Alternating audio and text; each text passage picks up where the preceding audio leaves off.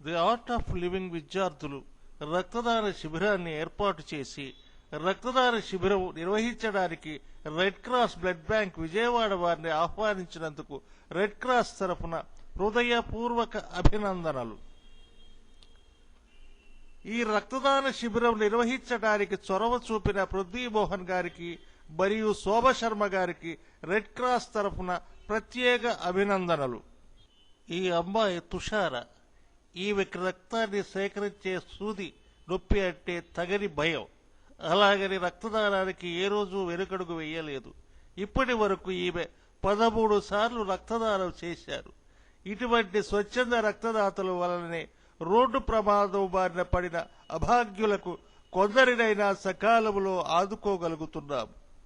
ఎందరో స్వచ్ఛంద రక్తదాతలు ఇప్పటి వరకు ఒక్కసారైనా రక్తదానం చేయకుండా ఉన్నవారు ఇప్పటికైనా ఇటువంటి వారిని ఆదర్శంగా తీసుకుని ముందుకు వచ్చి రక్తదానం చేయండి.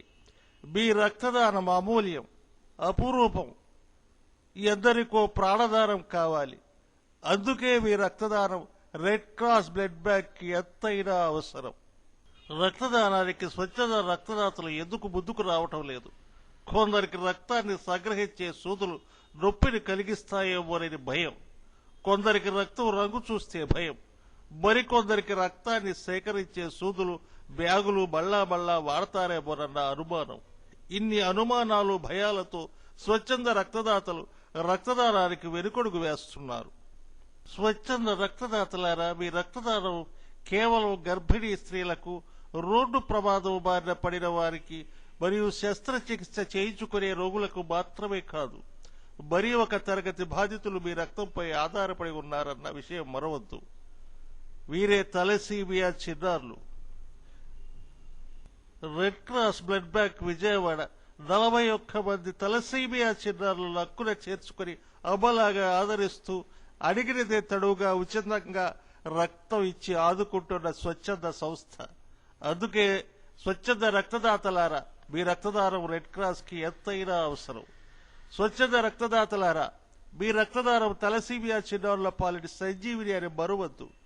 ప్రతి సంవత్సరం మన దేశంలో 10,000 మంది, అలాగే మన రాష్ట్రంలో 500 మంది తలసీమియా చిన్నారులు పుడుతున్నారు.